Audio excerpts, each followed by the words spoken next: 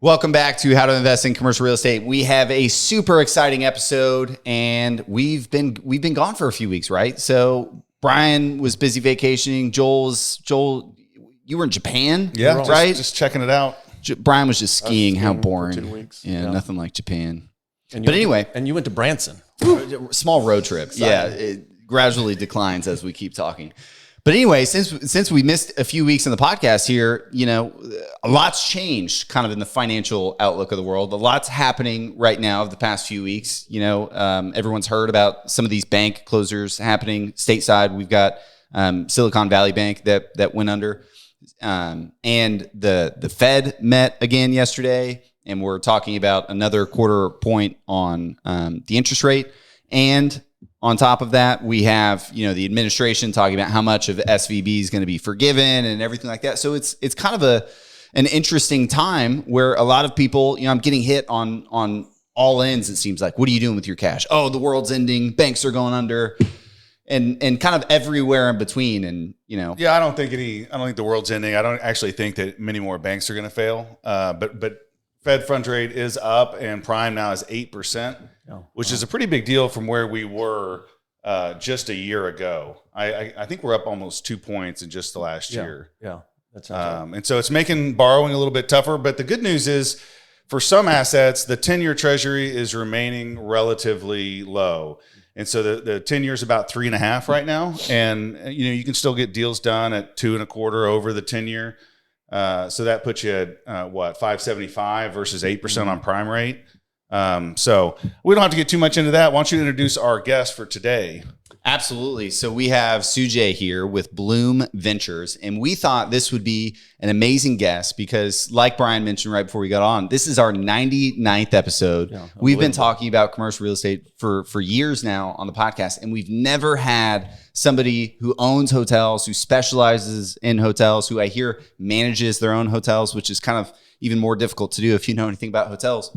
So anyway, I'll introduce our guest, Sujay, here. Tell us about yourself. Tell us about Bloom and hotels. Absolutely. Thank you so much for having me here. It's a pleasure, and let's do it. I'm excited to debunk the idea of owning a hotel, right? So again, like mentioned, my name is Sujay. I'm from Columbus, Ohio. I'm a Buckeye at heart. And Bloom Ventures, it's our real estate firm. We own quite a few hotels. So, we franchise the hotels with Hilton, Marriott, Hyatt, all these large brands that many of you guys have heard about or, driven past on the highway, on the road, when you go to visit cities and probably stayed at, to be honest, right? We don't like Airbnbs. So we own those real estate assets, and then we franchise with the hotels, and we give a royalty payment to those franchises. And so, my name is Sujay. We manage those hotels. We run the hotels. And it's one of the best asset classes in real estate that many people don't know about. And it's so awesome what you guys are doing and really getting that information out there. So let me, that brings me to my first question, because I think, like you mentioned before the podcast, so many people driving by, they think, oh, Marriott owns that, Hyatt owns that. And they never thought, hey, that's a piece of real estate that I could own and I could be getting the cash flow off of that. And so you're here to kind of, debunk that myth that the average person can be a hotel owner with some really quality brands in their portfolio. Absolutely. And it's crazy because the same place where people are finding multifamily assets for sale or other businesses for sale have these hotels listed. It's just, we don't filter it that way, and we don't look for it, and we don't have that perspective in our mind that, hey, I can own this asset class, right? So, CBRE, LoopNet, Marcus Millichap, all these places 10X. Have these hotels. 10X, absolutely. And you guys alluded to kind of the bank crisis happening right now, and it's going to create a lot of opportunities for people to buy at a very, very good price coming in here soon. So. Well, sorry to interrupt here, but I'm going to ask a couple of questions because I know people will have, these questions. Is compare the hospitality industry, which is how you need to search if you're on some of these LoopNet platforms. You're looking for hospitality. That's going to include hotels. But what are the cap rates you can buy these at? What are the typical cash on cash returns you're trying to hit? And then what does the debt picture look like? What's the leverage on these compared to a retail strip center or a multifamily deal? Yeah, that's a good question. Perfect. So 3 questions is what I heard. So we'll start with the first one. So the first one was, kind of what kind of cap rates are we looking for? So when you look at multifamily, I guess, a couple years ago, 2021, cap rates were really at around 3.5, 3.75, depending on class A, class B, class C, right? Moving into this year, I feel like cap rates have really gotten up to the 4.5 range. When looking at the hotel industry, it's a little bit different. So we don't really have, there's class A, class B, class C assets, but those are really quantified by, one, the age of the property, 2, the flag that they're associated with, right? So when you think of what's the best hotel, what's the Louis Vuitton of hotels, right? You would think Hilton, Marriott, probably the 2 big giants at the top. You have Hyatt as well that have some pretty nice properties, and then IHG. So, when you have those assets, those are kind of at the top of the tier, where, most of the times those are class A, and those are going to trade for a little bit lower cap rate than you would if you had a choice asset. So Comfort Suites, Best Western, some of those. And then you have your economy brands that are kind of a little bit more at the bottom, what you would refer to as a motel, exterior corridor, maybe right off the highway or in a smaller rural area. Again, those are going to have the best cap rates. And, a lot of times those are the cash flowing assets. So maybe not the prettiest, but definitely where the dough is, right? So, but yes, going back to the cap rate, it could be anywhere from 8 to about 12% cap rate. And, again, depends, is it a distressed asset? Is there opportunity to bring value through renovation or, what we call it a PIP, a property improvement plan. And so a lot of those factors really come into play here when thinking about cap rate. So the second question was cash on cash return, right? So cash on cash return, something that we look for as an investment firm, and it's kind of our strategies, right? So there's no right or wrong, but our strategy is to get a portfolio deal, a deal that we can keep inside of our portfolio for 15, 20 years if we have to. We don't want to be limited to, hey, the circumstances is changing, now we have to pivot. Real estate is very similar to the stock market in a sense where, if you hold on to the asset or you hold on to that stock for an extended period of time, you're not going to lose your money. Now, if you have, if you over leverage, if you're on margin, if you're doing options, now all of a sudden you're bound by the circumstance or the time or what the situation is. And so, we look for about 10 to 12% cash on cash return at least. And that could factor in, new management changes, increasing the efficiency for the bottom line and doing that. So cash on cash return, about 10 to 12%, plus then you're building equity because you're holding on to this asset for 15, 20 years. You're paying down the principal payment. And which kind of segues into your third question, which is what does the debt look like?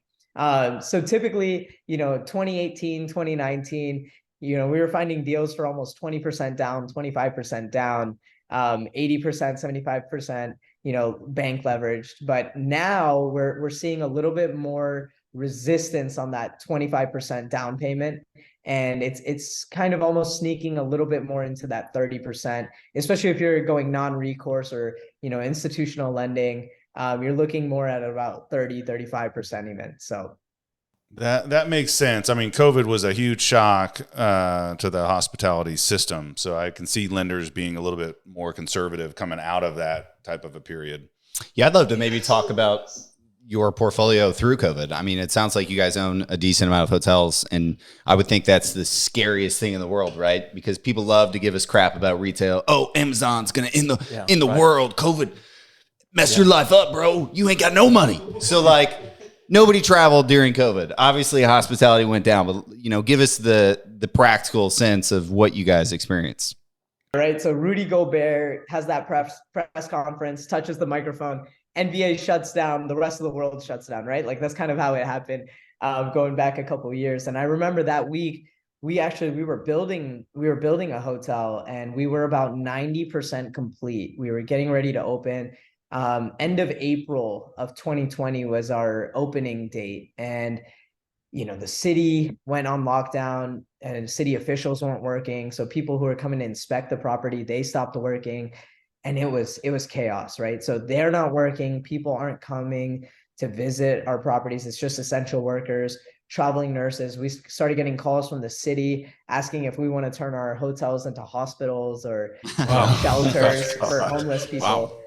Yeah. And so at that time, as a business owner, and we're always pivoting, we're always thinking on our feet, right? So we had to make a decision that, hey, do we want to turn our asset into a homeless shelter, or, a shelter for the underserved, and possibly run down our real estate and still be able to make some money in this time? Or should we just hang on, sit tight, and kind of weather the storm? And we actually decided not to take any of those opportunities, which in hindsight, I'm glad we did that, because a lot of assets now are shut down because those properties were just run down so much in the last couple of years, and now they can't rent it to regular leisure customers. So it was a really tough time, and like you said, we were freaking out. I mean, to say the least. Everybody was, sure. We were struggling, and to be honest, you guys can make fun of me a little bit, but I just got a hair transplant about 3-4 months ago. That's why I'm always in this hat, right? I just got a hair transplant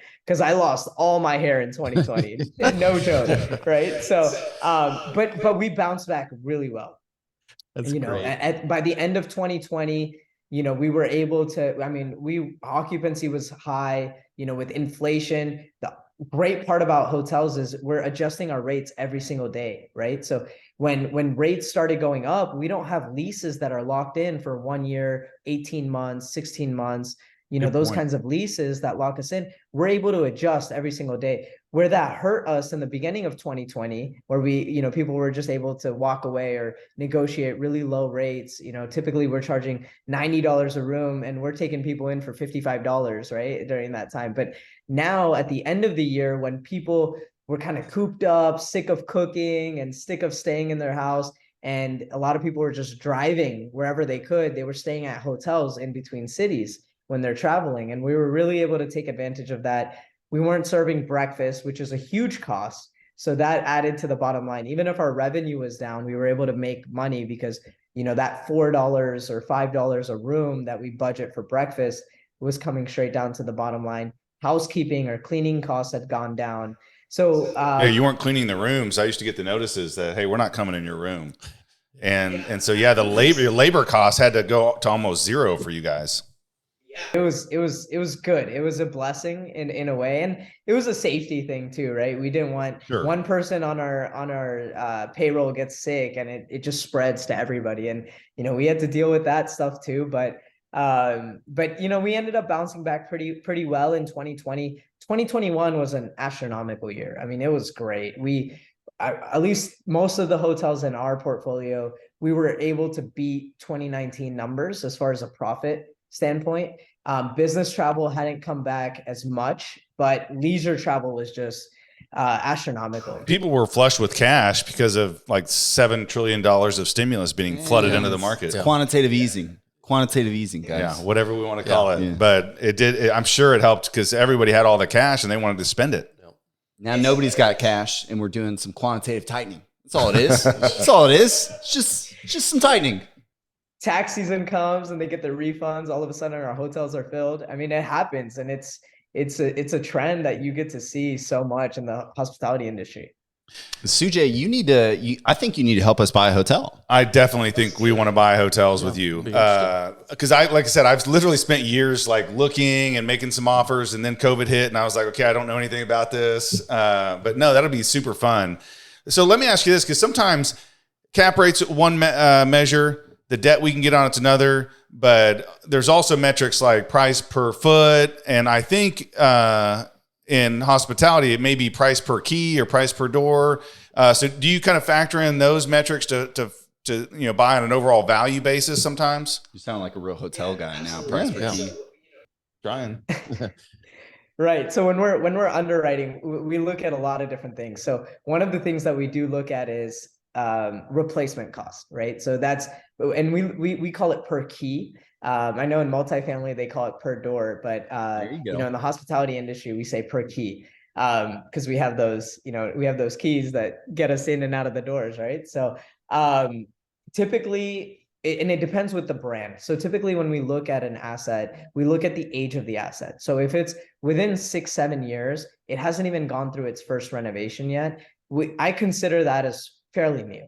And so when I'm looking at a 6-7 year old asset, I'm looking at what is my replacement cost, right? So typically for Home 2 Suites, which is Hilton's new extended stay, crushes it. I mean, that asset is, that flag is so profitable because of the extended stay portion that it has and the way that it's able to command rates.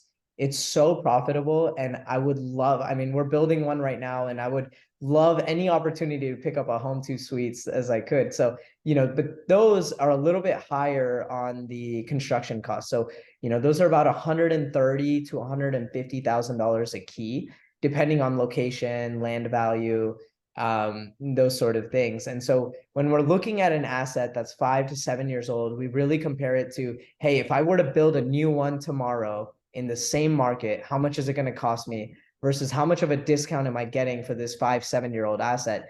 The other thing that we have to consider is, for me to build, it will take a minimum of 18 months, probably closer to 24 months, from beginning to the end. And that's 2 years of not having cash flow, not having revenue. So when you're going in and you're buying an asset, that's something else that we look at, and we're looking at those 2 years safe. So that impacts your IRR significantly, right? So that 2 years of no return. So, to answer your question, we're always looking at replacement costs and how much it costs per key. Typically, in this environment, it's going to cost between $110,000 to $150,000 a key to build that hotel. And obviously the number of doors that you have and all those things are taken into consideration, plus the flag. Is it a Marriott? Is it extended stay? Is it limited service? So very interesting. Yeah, at the end of the day, it's very similar, right, to multifamily or to retail. We look at those things when we talk about buying existing properties or development. So at the end of the day, it's similar. If you can get 10 to 12% cash on cash, that sounds familiar. And if you can get me a 20% IRR, and if you can get me an asset I can hold for 15 years without having to go and work and try to buy more and deal with the disposition and acquisition, why aren't we buying more hotels? Is the question I'm asking myself when I'm listening. It's the same point we've told people on this podcast from the beginning. You're just one piece of knowledge away. You're one person away. You're one piece of experience away from getting comfortable enough to put your money down and buy it. Yeah, right. And it's just like self-storage or any other asset class that we haven't really done a lot with. It's just you just have to have somebody that knows or can make you feel like, hey, this is going to be okay. Yeah. When the occupancy drops, here's how we're going to deal with that. And so once you can get comfortable, that'll give you the confidence to move forward.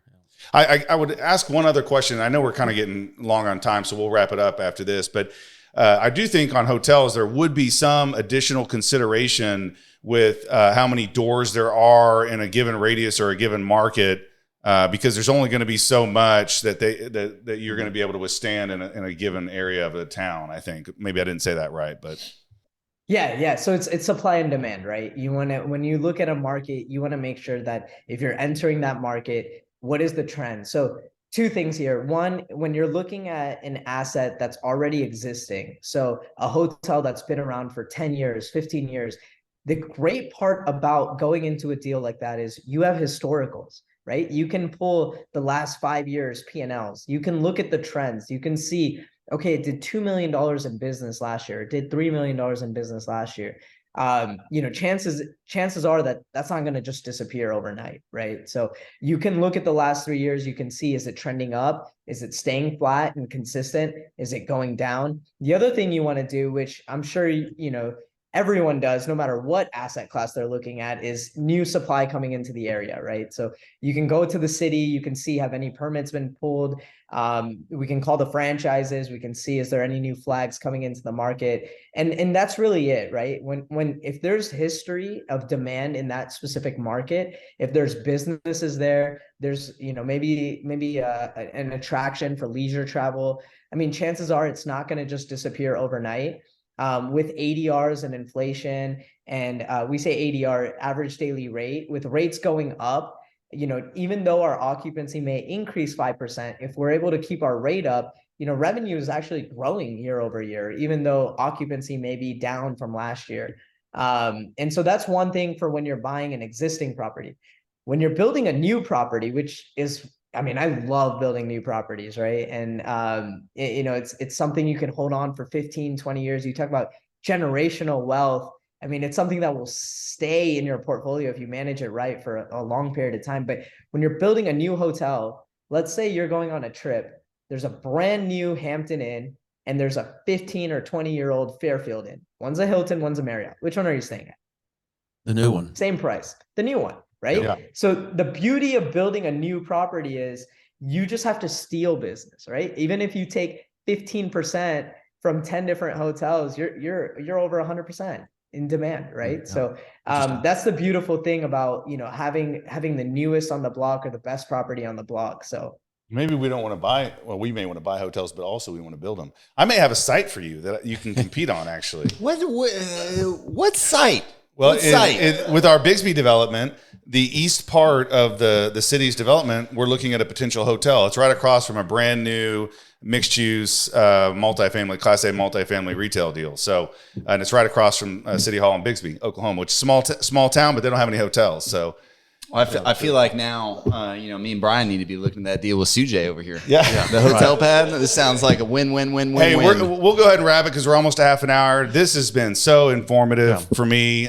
First of all, congrats on your success. And thank you for sharing some of your insights and information and what you've been successful doing with us and our listeners. We really appreciate it. Yeah. Do you have a plug? Do you have a website that our listeners can go to? Yeah. Follow me on Instagram. SUJMEHTA, Sujay Mehta. My website is bloom.ventures, but Instagram's fun. So follow me on Instagram. Awesome. Yeah. All right. Well, man, we will definitely be in touch with you. We'd love to help fund one of your deals. Thank you again for coming on. Absolutely. It's been a pleasure. Let's connect. All right, guys. Good. Sounds good. Thanks.